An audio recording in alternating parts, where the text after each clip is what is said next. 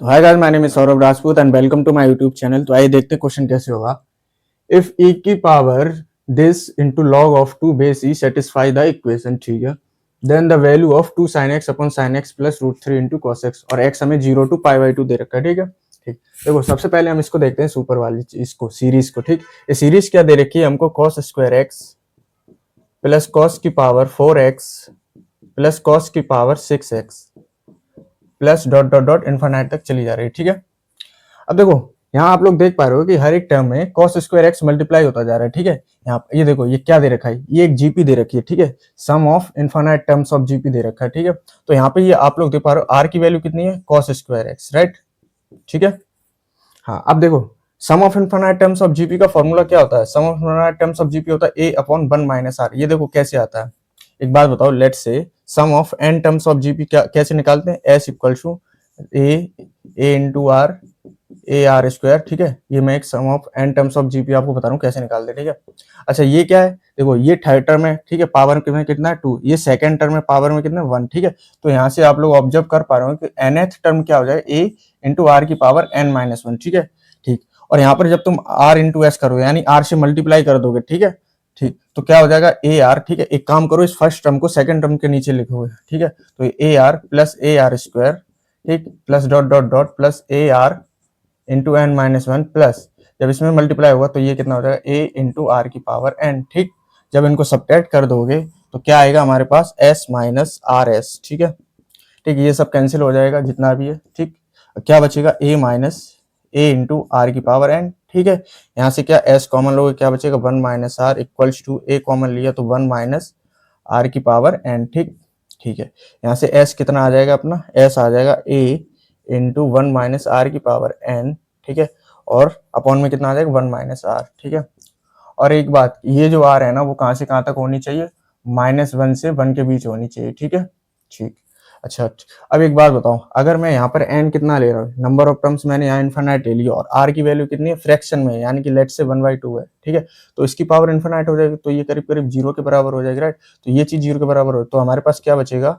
a upon 1 minus r. ठीक है, तो इस तरह से आता है ये sum of n terms of GP का फॉर्मूला। ठीक, आइए अब अप्लाई करते हैं इसको। ठीक है, तो हमें देखो इसका आर भी दे रखा है और सेम ही दे रखे हैं दोनों। ठीक है, फर्स्ट टर्म और आर। ठीक, ये जो जीपी दे रखी है।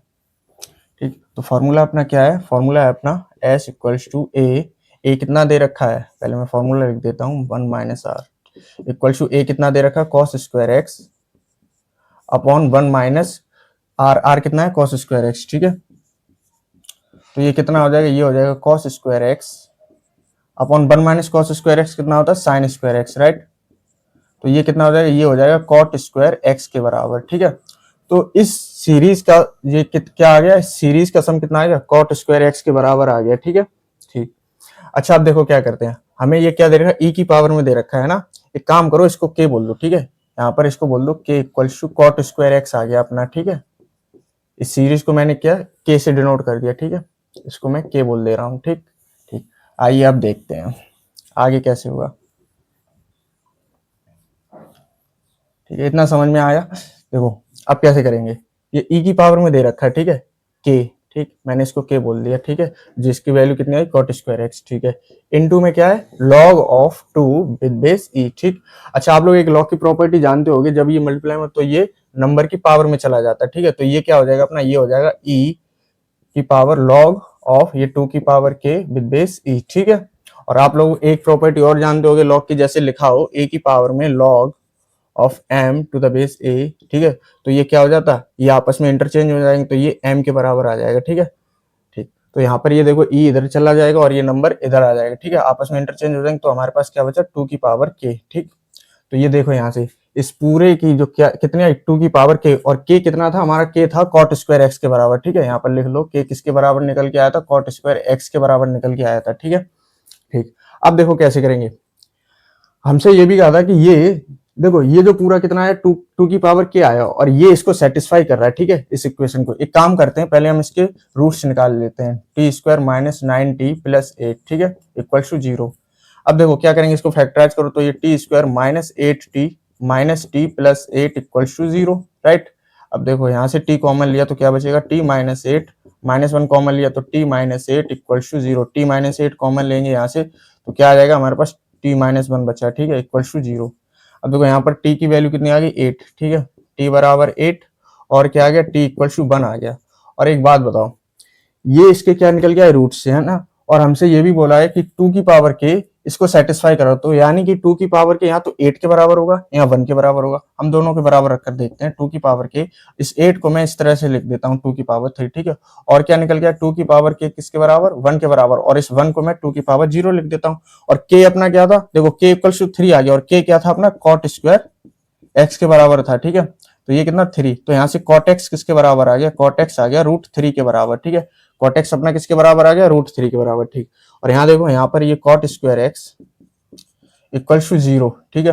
अब एक बात बताओ, ये यहाँ पर ये तो पॉसिबल नहीं होगा, कॉट x 0 के बराबर नहीं होगा, क्यों नहीं होगा, देखो क्योंकि यहाँ पर x पाई बाई 2 के बराबर नहीं है, ठीक है, और x पाई बाई 2 नहीं है, इसलिए देखो कॉट पाई बाई 2 कितना होता है 0 होता है ना, कॉट पाई बाई 2 कितना होता है 0 के बराबर होता है, लेकिन x पाई बाई 2 के बराबर है नहीं, तो ये कभी 0 के बराबर होगा नहीं, ठीक है, तो हम इसको क्या कर देंगे रिजेक्ट कर देंगे, ठीक है। तो हम कॉट x क्या निकल के आ गया रूट 3 के बराबर आ गया, ठीक ठीक। आइए अब आगे देखते हैं, कॉट x अपना रूट 3 आ गया, हमें चाहिए इसकी वैल्यू, ठीक है।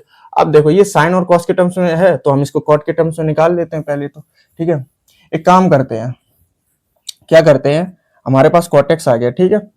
अब देखो हमारे पास ये क्या दे रखा है 2 sin x plus root 3 into cos x, ठीक है।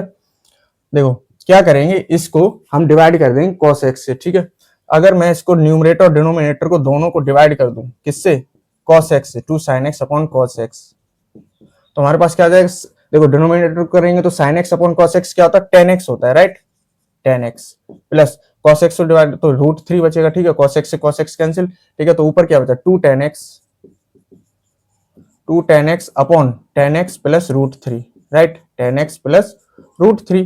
अब एक बात बताओ, हमारे पास cot x है तो यहाँ से tan x भी आ जाएगा, tan x कितना हो जाएगा इसका रेसिप्रोकल 1 अपॉन रूट 3, राइट, तो tan x अपना निकल के आ गया 1 अपॉन रूट 3 के बराबर, तो यहाँ पर पुट कर दो सिंपली, तो 2 into 1 upon root 3 upon tan x 1 upon root 3 plus root 3, ठीक है, तो ये क्या आ जाएगा अपना 2 अपॉन रूट 3, ठीक है, और root 3 into root 3 3 plus 1 4 upon root 3, ठीक है, 4 अपॉन रूट 3, रूट 3 से रूट 3 कैंसिल, तो क्या आएगा 2 अपॉन 4, यानी कि 1 अपॉन 2 के बराबर आ गया, ठीक है।